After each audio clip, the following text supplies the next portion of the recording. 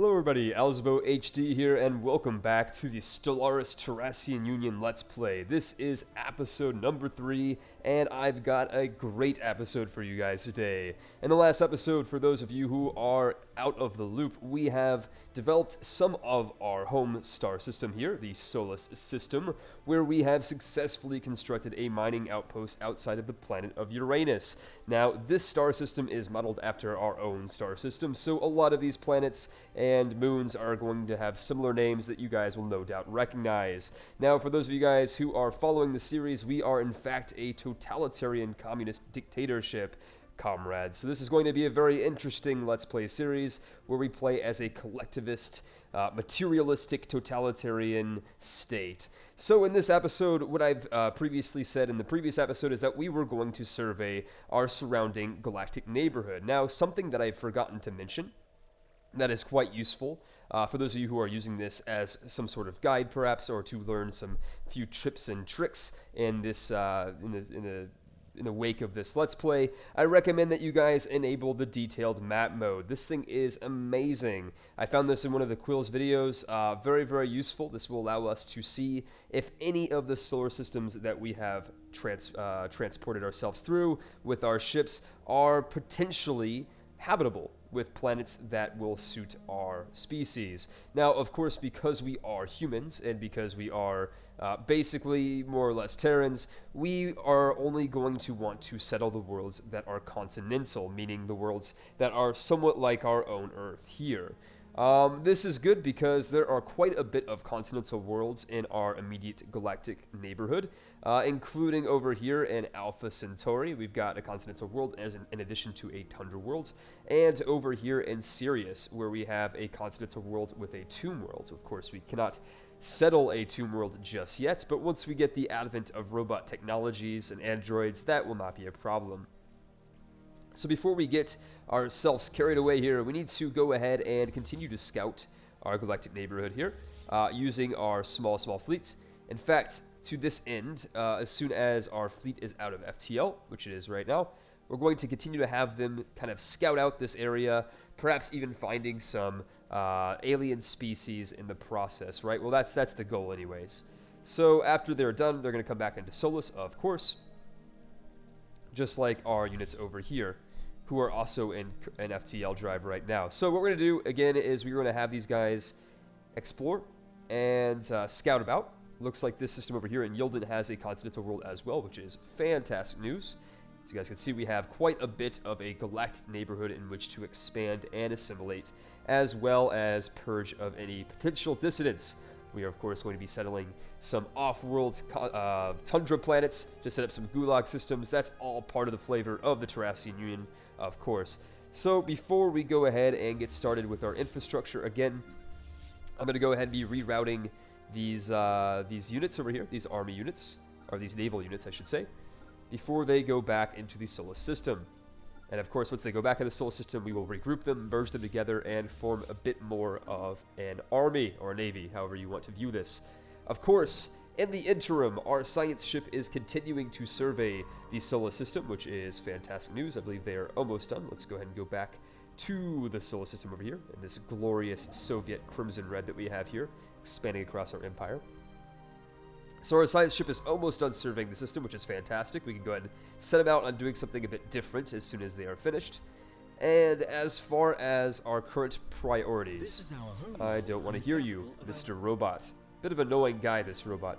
So in the previous episode, we are in the process of constructing a mining network, which will increase our mineral profit, or I guess our mineral profit margins. We need to get this mineral profit margins as high as possible in order to support an empire with, you know, a large navy and everything else. Navies, for example, cost minerals and upkeep, as do certain other particular ships and stations and all sorts of great stuff like that. So what do we have here today? We're going to go ahead and finish our science ship exploring around. We're going to go ahead and unpause the game, just like so. And we're going to make sure that our ships, okay, they're in passive mode. That means that basically if they run into any enemies and the enemies attack them, they'll attack back, but they're not going to go out of their way and attacking the enemy, and they're not going to run away as if they were in passive stance. This is a good stance to scout around in. I recommend it. Very, very cool. So again, we're going to go ahead and unpause the game.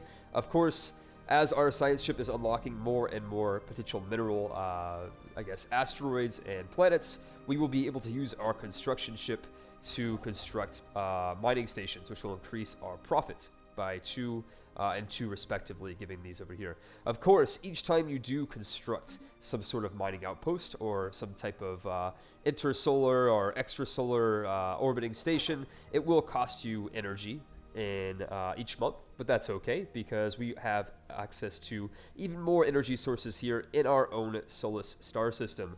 This is not even taking into account our galactic neighborhood, which we will eventually unlock access to once we get our planetary colony ships. Although currently, as you guys will recall from the last episode, we are investigating alpha aliens, which may or may not be a civilized species of aliens. More or less likely, it will just be some sort of extrasolar entity, so, sort of like a non-sentient alien race, maybe some crystal shards. I played another game while I've been waiting to render these videos, so I've been able to experience a little bit of what this game has to offer and what to expect a little bit. Right, so we've ran into some more aliens. Let's go ahead and see where we are over here. Looks like these aliens are, these are the space amoebas. I'm not going to research them just yet because there really is no reason to. These guys are just space cows. They will attack any ships that are nearby. They're a bit aggressive, but no worries. Again, these guys are not like, sentient aliens. They're just space creatures, so we're going to ignore them for the time being. Now, with that being said, let's go back into our solar system and continue to go through this a bit faster than normal. Right, so I forgot to mention, for those of you who are new to the 4X strategy, or new to Paradox Interactive Games, each month, this is a real-time strategy game in that days go by very, very quickly, but you don't actually get any particular sort of income until the month ticks by. We found actually another species of alien in the Vengeance system. Let's go and check out what aliens those might be. So, Vengeance system, let's check it out. Looks like an alien space station. This is actually a sentient species that we've come across over here in the Vengeance system. So they're actually pretty close to us. They're in our galactic neighborhood. They have a continental world, but more or less likely this is some sort of alien civilization. We're going to research them as soon as that's available. I believe they are the Gamma aliens. So let's go ahead and research them. We can, of course, come into diplomatic contact with them and definitely see where their borders extend into. Of course, they have access to some really, really good planets over here, which I'm a bit jealous of. A lot of different worlds over here as well. So we're going to need to ensure that we extend our frontiers later on so that we block off this alien species from taking these nice planets over here, like this continental world over here in Yurden 2. So, with that being said, our first and second fleet are more or less likely on their way back. Right, so,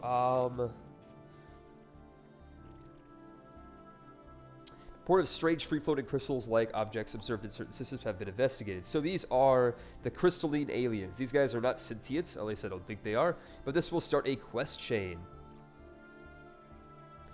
We're going to go ahead and issue a thing in our situation log to research what exactly these things are all about, while we are also researching Gamma aliens. So we are a bit busy at our scientific output, which is fine. And something of note for those of you guys who are new to the game, if you are researching something in your notification log or in your events log, I think it's what they call it. Let's see, situation log. You are actually paused in your other researches. You can't actually research aliens, for example, while also researching a society tech. So our colony ship will have to be delayed a little bit, but that is okay. That is something that we are willing to sacrifice in order to study the alien life forms that surround us. We are, of course, not xenophiles or xenophobes, but we are a bit ambivalent towards aliens, which is okay. Not a big deal. Looks like we've came into contact with yet another alien species over here in Tenobo, or in Zunur, I should say. Looks like these guys are also space amoebas, so looks like there's no alien race over here, which is fantastic news. Of course, our first and second fleet are on their way back home, which is great. Although our first fleet will take a little bit longer to get home, we might as well issue our second fleet to check out some other planets in our galactic neighborhood before they head home, just like these over here. maybe even over there, and back home. You could, of course, press Shift to kind of stack orders, which is always incredibly useful. But instead of overextending over here, we'll just have them come out that way. These guys are a little bit too far away for us at the moment. Let's go ahead and hit pause once again. Now, there are a lot of different opening strategies in Stellaris. This is a very complicated game, a very complex game, I should say, much like every other 4X strategy game currently on the market. For example, if you would prefer, you can actually opt to rush out a colonist ship, but this is going to cost you 8 energy credits and upkeep per turn, which is simply untenable for us at the moment, in addition to costing 300 or 350 minerals, which is just something that we cannot afford at the moment. So we need to make sure that we kind of build up our economy a little bit with our construction ship as soon as we can afford to build some more mining stations. Now, something of also interesting note, or something interesting to note, is that over time, your influence, that is, your political borders, will expand. And of course, founding different sorts of planets and colonies, in addition to setting up frontier outposts, which I will get into in a minute, expands your borders as well. Now, this is important because you are actually unable to use your construction ship to expand your mining facilities outside of your planet's orbits if they are not currently within your sovereignty, which means that basically every single solar system that's within this red, gaping Soviet color over here will belong to us. Now, that only means that at the moment, we only control the solar system. We're a bit unlucky. Some starts in Stellaris, you get quite a bit of systems, kind of like over here. I'm sure this alien has control of all 4 of these systems, which is very, very good. We'll have to go to war with them eventually in order to take over that for ourselves. But for the time being, we will have to be content into expanding into the east, which is, of course, a non-issue. So let's go ahead and hit pause once again. We're going to go ahead and go pretty fast just because we have nothing else to do here while we wait for our minerals and our scouting ships to explore the immediate cosmic neighborhood, which is always a good thing. We've ran into another unidentified empire, the Wani, which we are currently working on researching. Construction complete. So, adds the crystal sonar modifier to your empire, spend 30 energy to instantly survey any crystalline entity system when surveyed, or when entered. Okay, good to know. Very, very interesting.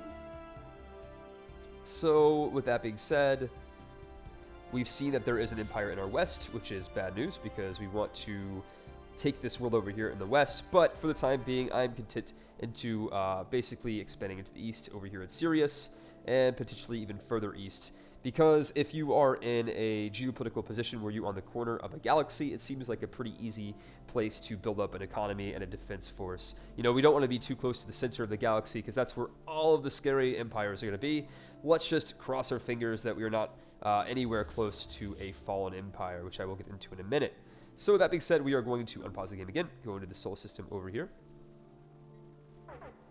More hostile forces, more or less likely, yeah, these little space amoebas are crystal shards. We don't really care about them. We will have to, of course, clear out the solar systems that have these entities if we want to later on survey the systems or colonize them, but we'll get into that in a minute. So again, we are going back into the solar system, which has been fully surveyed. Fantastic. And our system is amazing. Look at this. We have we have 11 energy credits worth of mining stations here, and we have 4 minerals worth of, I guess, asteroids to mine. Oh, actually 6. I misspoke. Over here on Titan, of course, our Triton, we also have another one, which is fantastic. Really, really good news. So that being said, we are going to go ahead and send our survey ship to survey some more planets. Now, the most, or rather I should say system. Now, the most logical place for me to send them, or the survey ship to be, is going to be in a system that does not have any enemy ships, and a system that might have a habitable world. So we're going to send them out to Sirius to survey the system. There is a tomb world, a continental world, and we have no idea what else awaits us. Perhaps more energy sources, perhaps a primitive life form, perhaps even some sort of research can be gained there. So that's a good thing. So our science ship is being sent out to Sirius. Our second and first fleet are going to meet up back in Solus, where we will merge them together. So far so good. We are still in the fastest form of going through the fastest form, what should I say to that? The fastest game speed over here. And of course you can change your game speed by clicking on these plus or minuses, or by clicking the handy dandy plus or minus keys on your keyboard, which is always a very good thing. Now, another interesting thing of note in Stellaris that you might not be aware of is that all navies, that is to say all of your armies, will consume minerals and ship maintenance costs per month. You can reduce this, however, by doing something that is not very well known. You can actually enter the orbit of one of your habitable worlds or one of your colonies, and this will reduce your maintenance costs. I'll get into that in a minute, and I'll show you exactly how much this affects your maintenance costs, right? Because this is going to be a very good thing. We're going to want to make sure that we do this for all of our navies that are not currently doing something. So here we go. Our ship is en route.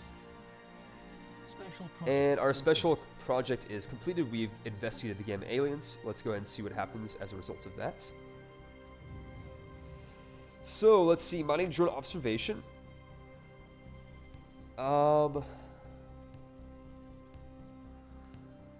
Let's go ahead and see what they're made of and take them apart. Of course, these choices will impact the quests as they are labeled here.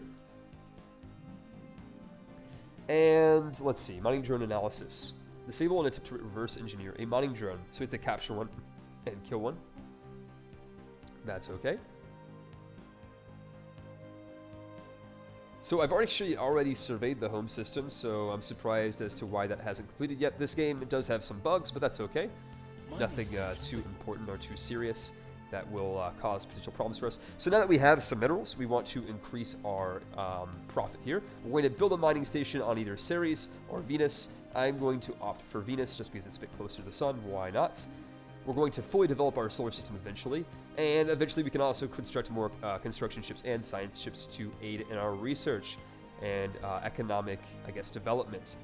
So, remember earlier I was saying that if you are in orbit of your planet, your ship maintenance goes down. We'll look at it now. It's negative 1.56. Once we enter the orbit of our planet here, and the Solus Terrascian system, it's going to decrease. We're going to order both of our military units in this direction so that we can merge them together. Hostile fleet where? Aha. What exactly are these? Let's go check it out. So our science ship is in the same system as potentially some sort of enemy? Oh, no, there is an enemy. There are enemies heading towards the solar system. Okay, well, that's okay. We might need to make some more military units here in a minute, which is all right. Of course, this is also governed by something that is called our naval capacity. For those of you who are aware with other Paradox Interactive games, this will be somewhat analogous to the force limits, such as in Europa Universalis. You can go over this limit of 12 corvettes for the moment, because that is all we have researched. We can only make corvette ships, which are these light ships. And if we make more than 12 ships, they will cost more and more exponential maintenance per turn, which is just simply untenable. So we want to get up to our naval capacity whenever we can. But at the moment, our mineral output is so low that we want to increase our economy before we do something like that. So remember, our ship maintenance is negative 1.56, now it's negative 1.4. I'm fairly sure that this is some sort of ratio. For those of you guys who are like really mathematically inclined, I certainly am not really well versed in it. So there are alien forces here in our system. Let's go and take a look at where they are. So these are also space cows, space amoebas. We might have enough power to take them on. We're going to go ahead and send our ships over here into Terrassia. And let's go ahead and order the construction of yet another corvette. We do need some firepower, it would seem, because we do not want this space amoeba to destroy our mining outposts. And also of interesting note that these mining outposts have their own military power, so they can defend themselves if they have a very light threat on the horizon. So it's going to be a good thing for us to take it out. We are going to set this fleet stand to passive because we want the construction of Venus, of course. Speaking of which, why isn't he building? Did I lose my resources? I'm very confused here. Because he ran away from constructing a ship, or constructing an extra solar mining station here in Venus, or an extra planetary mining station. So I'm wondering if I have to order him again to construct it, or what exactly is going on here. So let's see. That's a bit annoying if I have to rehire my minerals to do this again. Potentially, that's a glitch. I'm not exactly sure. Or was I over here? You know, it looks like it's a glitch, so I just lost 81 minerals. That's going to set me back quite a bit, but for the time being, that's okay. We are okay to take that hit to us. Of course, this Terrascian spaceport, which is this thing over here, is currently hiring yet another Doolittle-class corvette.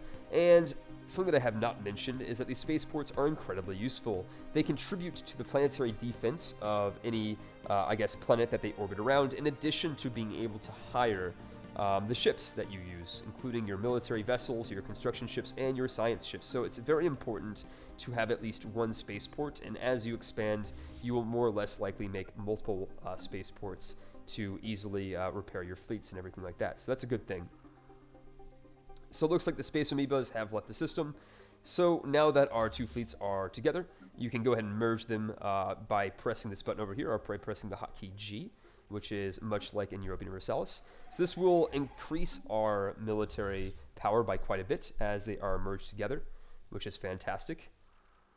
And we have yet another fleet, our corvette, that is being added into the fleet. We have a military power of 140. This is going to directly impact how much damage and how much hits we can, or how many hits we can take in combat. So you want to increase the military power as much as physically possible. So now that that has been taken care of, we are going to be using our military fleet to scout out a little bit more of our intergalactic neighborhood, right? So that's the important thing. Let's go ahead and also investigate the beta aliens. Might as well, because we are far away from being able to afford the economy, or being able to have the economy of making a colonial ship. So that's okay. We can sacrifice our New Worlds protocol, which looks like it's already a third of the way done, which is fantastic. Let's go back to our second fleet. We are going to order these guys to explore quite a bit around our neighborhood here by going over here, here, just like so. They're going to be on a very, very long voyage where they're going to explore, but that's okay, because they have a military power of 140. It should be able to take out any space amoebas they come across. But anything a little bit larger will be a bit of a daunting task. Now, again, I am incredibly upset that my mining outpost was seemingly destroyed when our construction ship ran away from the space amoebas. So in the future, for any of you guys who are watching this for tips, I recommend that you set your ships to passive, at least the construction ships, because they will throw away whatever project they are working on in order to run away, and then you lose all that upright cost of the minerals that you needed to make your station. So again, that was incredibly annoying. It set us back about 80 minerals. It's going to take us a while to recover from that, but that's okay. We will construct a mining outpost on Venus when it is available. But right now, we are currently sleeping our ship. Construction ship has nothing to do. They are unemployed. Whatever. Doesn't really matter. Let's take a quick look at our planet. So our mining network has been constructed. It's only producing one mineral, though, because we are decadent. Aha! Decadence. This is a negative trait that we have, which is going to make mineral extraction a hell of a lot harder for our native population. But this is fine, because we are able to efficiently use some sort of slave labor, which will kind of bypass this malice. So we're gonna be focusing on acquiring slaves here in a minute. But right now we want to go ahead and create that mining station in Venus. Hopefully this time it will be constructed without any problems. Meanwhile, our sovereignty is increasing slowly by bit. Eventually we will be able to construct some mining outposts here in Alpha Centauri, which is a fantastic place to go to, because it has both a continental world and a tundra world, where I'm going to be setting up a gulag.